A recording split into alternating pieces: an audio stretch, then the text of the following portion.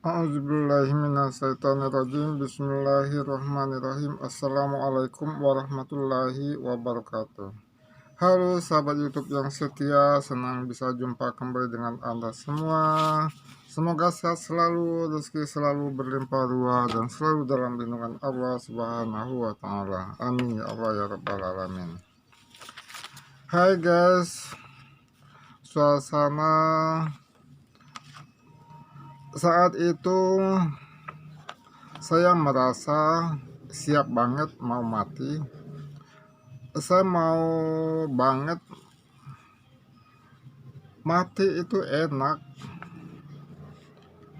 Saya bisa ketemu dengan Ashabul Kahfi karena saya sudah kenal sama Ashabul Kahfi. Ashabul Kahfi juga sudah tahu siapa saya sebenarnya. Saya ingin sekali bisa berjumpa dengan mereka. Saya sudah kenal dengan Khulafaur Rasyidin dan saya sudah bersama dengan mereka, dan tentunya saya bisa bertemu dengan mereka. Terus saya bisa bertemu dengan para wali songo karena dia sudah terkenal sama kita kan gitu. Dan banyak yang lain-lainnya yang sudah kenal sama kita. Saya ingin bertemu sama mereka, khususnya kepada orang tua saya kan gitu. Mau ketemu banget sama mereka, enak berkumpul sama mereka.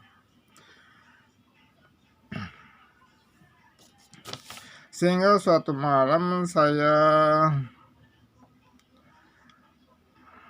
terus berzikir sehingga saya merasakan dijemput oleh ibu saya, dan kami pergi menyusuri sebuah jalan yang lurus, tapi jalan lurus itu agak tidak lurus ke arah timur gitu, tapi dia agak ke kanan seperti agak arah kiblat gitu. Jadi kalau kita gambarkan persis banget ke arah kiblat, lurus ke arah kiblat gitu. Dan saya melihat suasana pada waktu itu mungkin masih pagi, jadi memang sudah terang tapi masih nampak gelap, jadi nggak terang banget, mungkin sekitar jam 6 pagi gitu, jadi agak remang-remang gitu. Tapi walaupun demikian saya bisa melihat dengan jelas suasana di kiri kanan jalan, di mana saya merasakan bahwa di situ terbentang hamparan yang datar yang sangat luas, dan saya tidak melihat satu pun makhluk apapun di sana, dan saya juga tidak melihat rumah-rumah. Tapi yang saya lihat hanyalah hamparan terbentang luas gitu.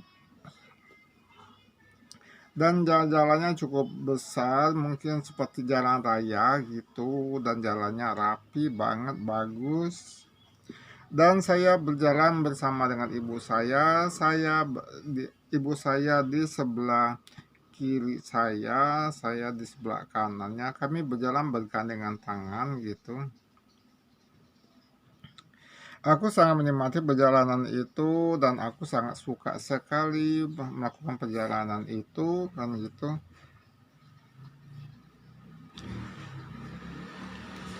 Dan kami terus berjalan sehingga saya merasa perjalanan ini sudah cukup lama, dan saya pun berkata sama ibu saya, kok yang jemput kok cuma ibu ibu sendiri. Biasanya kan kalau orang mau meninggal itu yang jemputnya banyak, tapi ini cuma ibu sendiri, kenapa ya bu?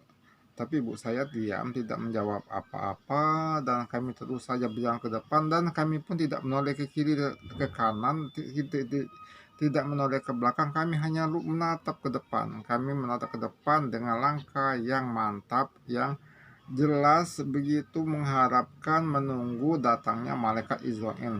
Tapi setelah berselang lama, saya merasa perjalanan sudah cukup lama. Mungkin keadaan saat itu sudah siang hari begitu, tapi saya merasakan belum ada tanda-tanda datangnya malaikat Israel. Sehingga saya bertanya kepada ibu saya, bu, nampaknya nggak datang itu malaikat Israelnya, apa saya nggak jadi meninggal ya bu, gitu. Kenapa ya Bu, kalau saya kok nggak jadi meninggal kan gitu. Terus ibu bilang,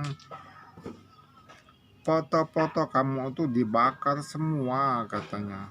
Saya ingat, saya memang suka ngumpulin foto-foto dan saya suka kalau berzikir semua foto-foto itu saya letakkan di depan saya, baik itu waktu di luar maupun di rumah. Saya bentangkan semua foto-foto itu supaya niat saya, kontak batin saya itu bisa pas dengan yang dituju begitu. Seperti misalnya Habib Nur Al-Habsyi Singapura, itu saya gambar fotonya, foto makamnya, sertakan di depan saya pada waktu saat tawasul, saat berzikir, sertakan di sana. Begitu juga dengan para waliullah, foto-foto para waliullah, makam-makamnya, begitu dengan para nabiullah, para istri nabiullah, sahabat-sahabat Rasulullah. Ya, saya makam-makamnya itu saya cuci, ya, saya bawa setiap kali saya bersih, saya bawa kemana-mana kan gitu.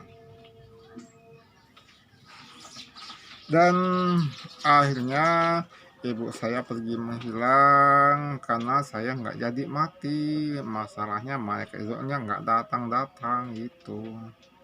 Itulah guys ceritanya, dan akhirnya saya kembali pulang juga kan gitu.